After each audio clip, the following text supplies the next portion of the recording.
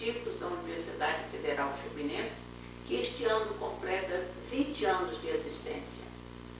Hoje nós trataremos do tema coleta seletiva de lixo, viabilidade de sua expansão. O nosso entrevistado é o professor Emílio Aire Herr, muito conhecido na nossa sociedade. Só para lembrar, ele é professor aposentado da UF, mas a UF não o deixou de lado. Ele ainda atua nos nossos cursos de pós-graduação e ainda a UERJ aproveitou o professor Emílio, que hoje é um professor assim, bastante ativo na nossa UERJ. E com vocês nós vamos começar o nosso programa, né? Nós sabemos que esse aspecto assim, de coleta de lixo tem sido assim, um assunto palpitante na sociedade contemporânea. E hoje nós temos assim, o privilégio, né, de entrevistarmos esse grande especialista no assunto, o professor Emílio, né? Então nós estamos diante de uma oportunidade ímpar de conhecer um pouco deste vasto e importantíssimo tema, que tem preocupado assim, governantes, e nós temos visto esse assunto muito tratado na mídia, tanto falada quanto escrita, né? E, portanto, eu quero perguntar ao professor Emílio como é a experiência da coleta seletiva de lixo no bairro de São Francisco, porque foi a primeira vez que eu escutei falar de coleta seletiva de lixo, foi alguma coisa de um movimento do bairro de São Francisco. Então, por favor, o senhor atende a essa nossa curiosidade. Ele tem razão, a coleta seletiva de São Francisco foi a pioneira no Brasil. Nós temos lá uma atividade há 27 anos e ela foi fruto de uma colaboração entre a UF e a Associação de Moradores Local, o Centro Comunitário de São Francisco, teve o apoio da GTZ, que é um órgão de fomento alemão, e apesar de ser um trabalho pequeno, né, ele foi muito importante, porque ele ajudou a fomentar a ideia no país e serve até hoje como um laboratório para nós, né? Não só para que estudantes façam tese, mas através desse trabalho a gente tem uma percepção da questão no próprio país. Como funciona esse trabalho, qual a sua dinâmica, enfim, o senhor que acompanhou todo esse trabalho?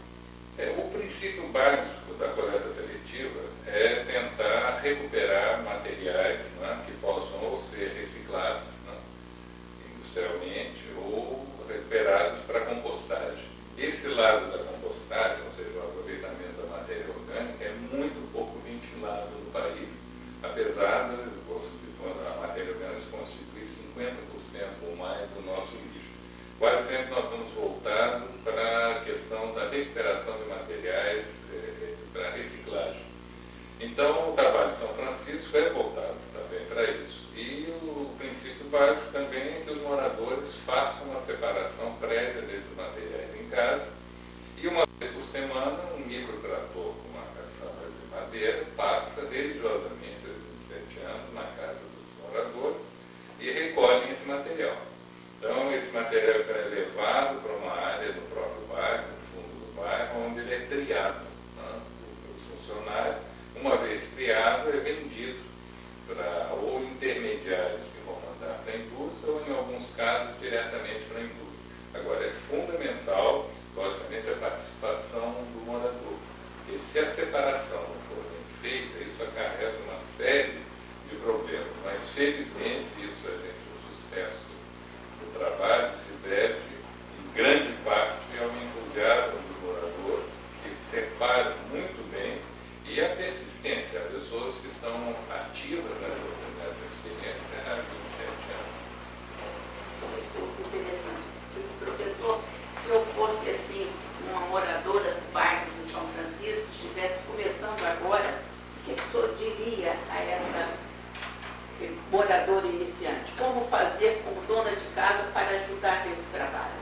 A primeira coisa, a pessoa teria que, é muito simples, falar com o tratorista, que passa com quase todas as ruas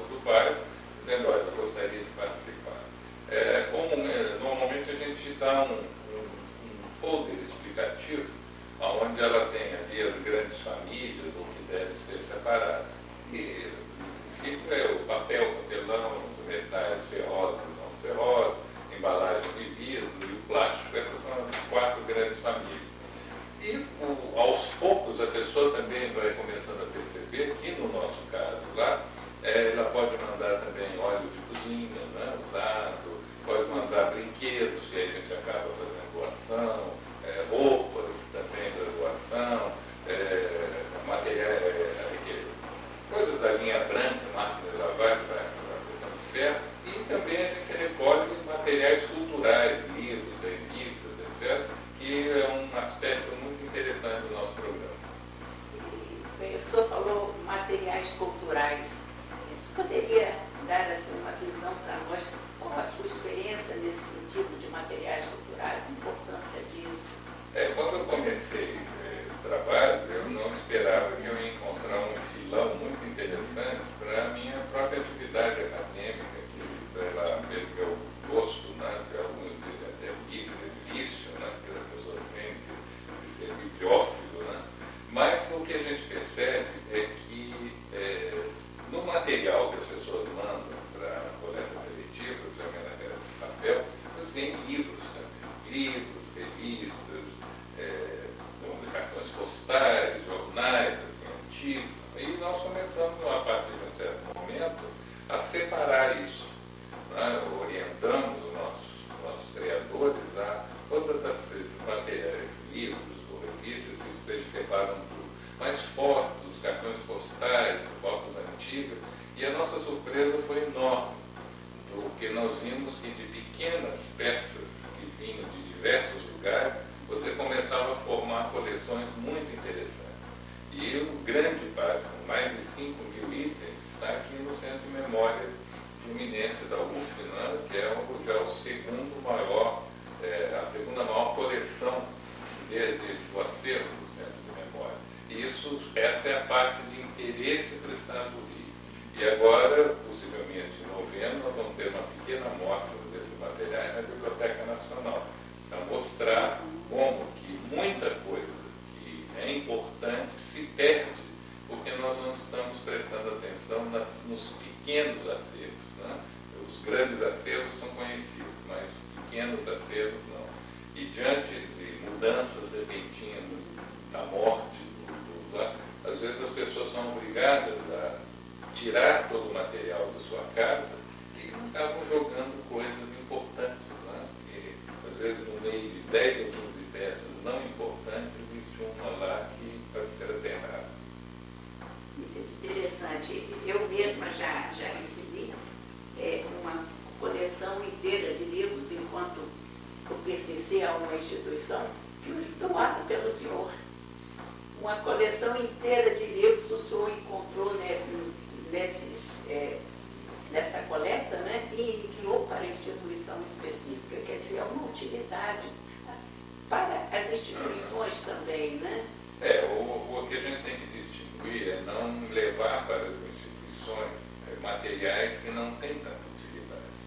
Então, por exemplo, às vezes as pessoas ficam tristes que enciclopédias boas, etc., não são mais aceitas, porque a internet hoje quase que acabou com a vida dela. Então, uma ou duas dessas enciclopédias cumprem seu papel, seja na biblioteca. Mas, como se diz, existem materiais que são dignos de um centro de memória. Outros materiais são dignos, vamos dizer, de voltarem através do sebo à circulação. E alguns, infelizmente, você não pode guardar tudo. Né? Então, best-sellers, ultrapassados, aí vai para a reciclagem normal, que é um bom caminho também. É um assunto, né, que vocês estão vendo que o professor Emílio assim, é uma fonte inesgotável. O que o senhor mais gostaria de falar sobre a sua experiência nesse trabalho? Assim, Olha, eu acho que a primeira coisa que é bom salientar é que a questão do lixo é uma coisa vital na nossa vida, né? E as pessoas acabam não prestando muita atenção nesse aspecto, né, da nossa vida. Então, o que as pessoas imaginam é o seguinte: tudo que elas compram, né, roupas, no mercado, na sua casa, em algum momento isso vai virar resíduo. Então, assim como nós temos uma preocupação enorme com aquilo que é novo, aquilo que nós estamos adquirindo, um carro novo, uma geladeira nova, etc., é preciso que a sociedade incorpore também a questão de o que vai acontecer com isso. Então, fazendo uma analogia com a vida, nós temos que pensar muito nas crianças, né, que estão se desenvolvendo, estão crescendo, envelhecendo, etc., mas sabendo também que um dia elas ficarão velhas e tomara que fiquem. Então, quando você presta atenção na infância, você também tem que prestar atenção na velhice. E o lixo é a mesma coisa, não adianta a gente só ter a ideia do que é novo, do que está sendo ofertado, como sociedade, principalmente vivendo em áreas urbanas, nós temos que saber prestar atenção e saber também o que nós vamos fazer com isso. É muito interessante esse trabalho, né? Quer dizer, o senhor nos dá assim, a visão desse começo de vida e depois dessa continuidade, o que vamos fazer, né? Como preparar as nossas crianças também para esse tipo de trabalho, enfim, é uma visão assim de vida como um todo.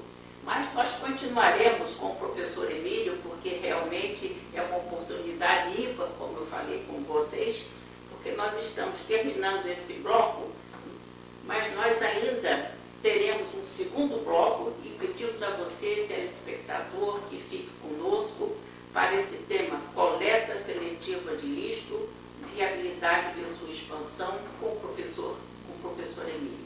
Fique conosco e daqui a pouco teremos mais perguntas com esse grande especialista no assunto.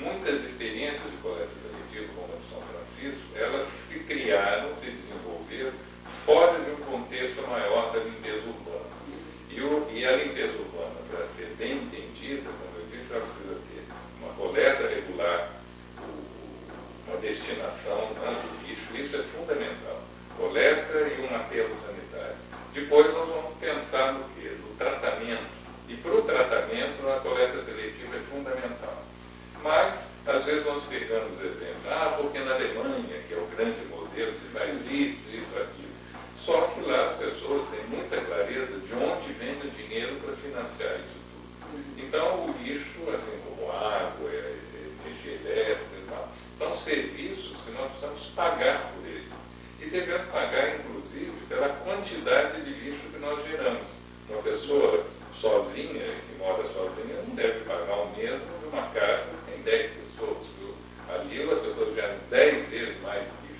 que essa discussão ainda está muito no início no Brasil. Então as pessoas às vezes falam, vamos fazer coleta seletiva e não percebem que é uma coleta cara.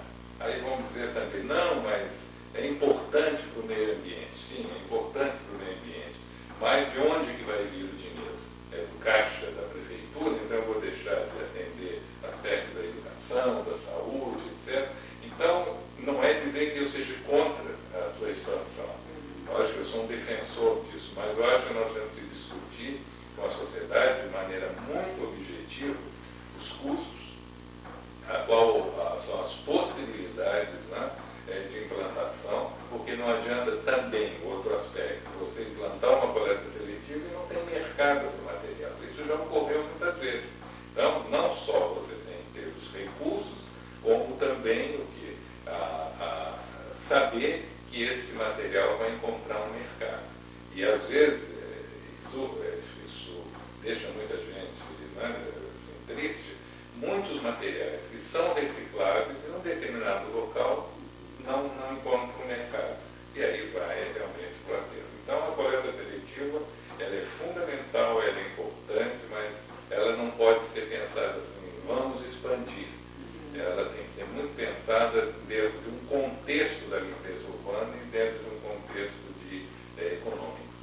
Então, professor, como é que nós podemos financiar essa limpeza urbana uma prefeitura como a nossa ou outras, muitas? Olha, eu acho que nós temos um problema cultural sério. Sempre que políticos tentaram levantar essa questão de um financiamento mais claro da limpeza urbana, eles sofreram pressão assim, enorme. Vou citar só dois casos, Marcos Tamoio, no Rio de Janeiro, onde foi ridicularizado então pelo jornal Pasquim, né? E a Marta Suplicy em São Paulo recentemente, que quase perdeu uma eleição, aliás, perdeu uma eleição e ficou com aquele carinho de Martaxa, né? A mulher que estava taxando o lixo. Para cobrar pelo lixo, você primeiro precisa ter uma sociedade organizada. Né? Você precisa ter critério. Antigamente, o critério básico era pagar pelo tamanho do vasilhame.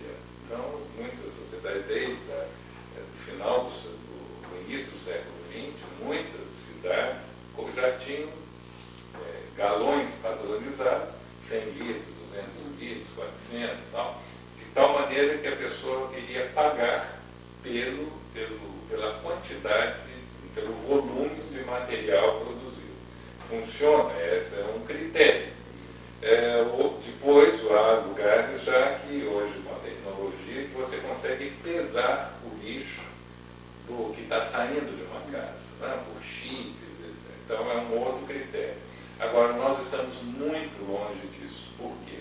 Porque nós temos áreas nas cidades onde há um descontrole social imenso e que também produzem lixo. Nós temos desigualdades sociais muito fortes. E também não temos uma tradição de enfrentar essa questão do lixo de uma forma bastante objetiva, bastante clara, porque quando se fala em mais taxas ou tarifa, em um país que já nos onera tanto com impostos, às vezes, absurdos, né? Então isso é um problema que a limpeza urbana ainda vai enfrentar por algum tempo no Brasil. O senhor está falando aí, eu me reporto assim como educadora, é um problema muito sério de educação. E como nossas escolas estão enfrentando isso, o senhor sabe se há alguma coisa em termos assim do currículo, se os professores ensinam alguma coisa sobre a importância da coleta de lixo nas nossas crianças, ou isso é ainda um tabu para as escolas? Olha, eu acho que as escolas falam muito sobre coleta seletiva e, infelizmente, até demais. Porque não basta você ficar passando a ideia de que a coleta seletiva é um remédio para todos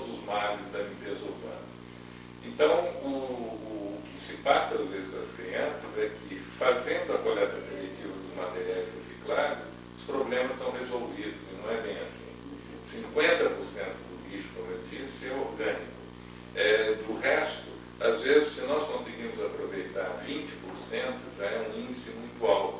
Então, nós não podemos passar a ideia que a coleta seletiva é solução para todos os males. Ela é fundamental dentro de uma gestão integrada de resíduos sólidos. Mas, em muitas cidades do Brasil, inclusive Rio de Janeiro, talvez seja muito mais urgente, ao invés de coleta seletiva, frisar, por exemplo, as pessoas em jogar papel no chão, jogar lixo no lugar inadequado, incentivar as pessoas a cuidarem da sua porta. Não é? Porque às vezes você entra em determinadas residências, muito bem cuidadas, edifícios, etc., mas o sujeito se nega a mexer na porta. Isso é problema da prefeitura. E não é. A prefeitura precisa fazer a manutenção, mas o cuidado é do morador também. Se eu vejo uma garrafa PET jogada na minha porta, por que eu não pego e coloco no lixo?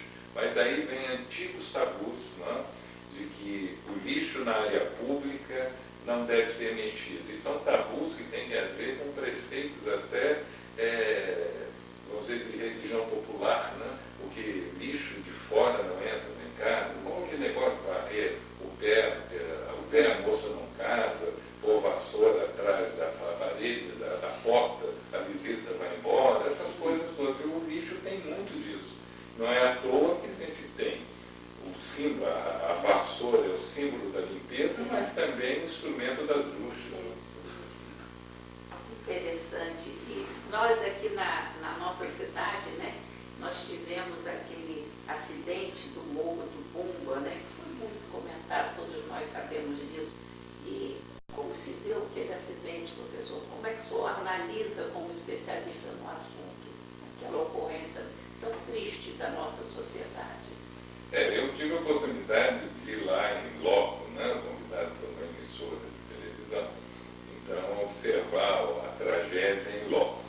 E aqui o Morro do Bumba, também fizemos um artigo sobre isso, né, já publicado, ele é uma sucessão de equívocos. Né?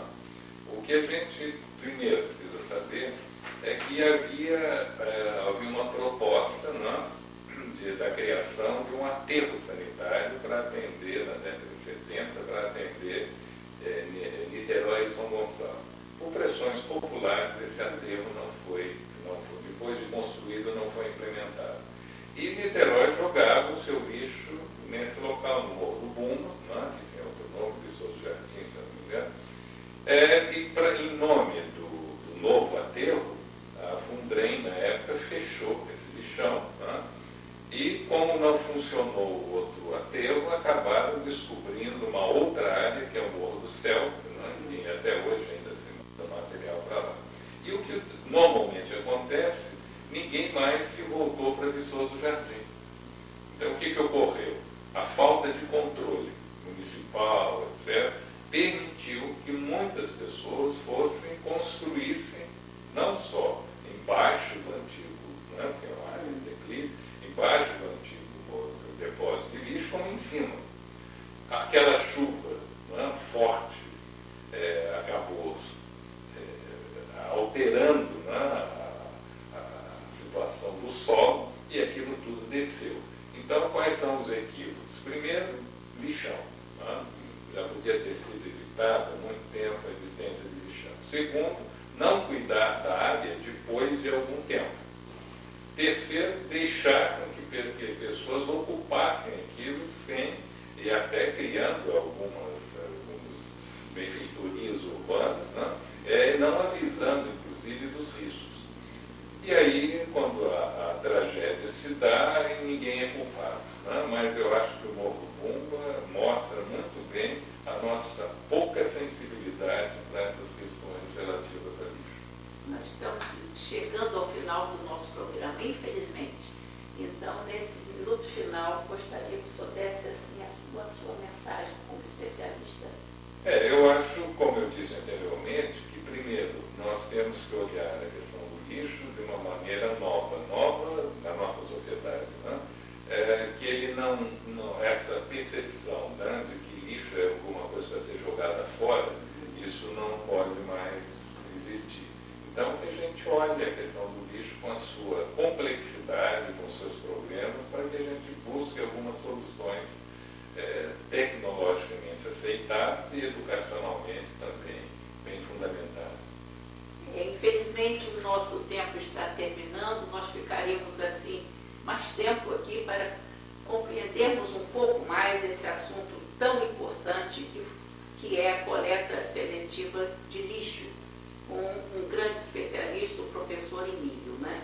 Então, nós estamos chegando ao final desse programa ASP-UF em Ação, da Associação de Professores Aposentados da Universidade Federal Fluminense, que este ano completa o seu 20º aniversário.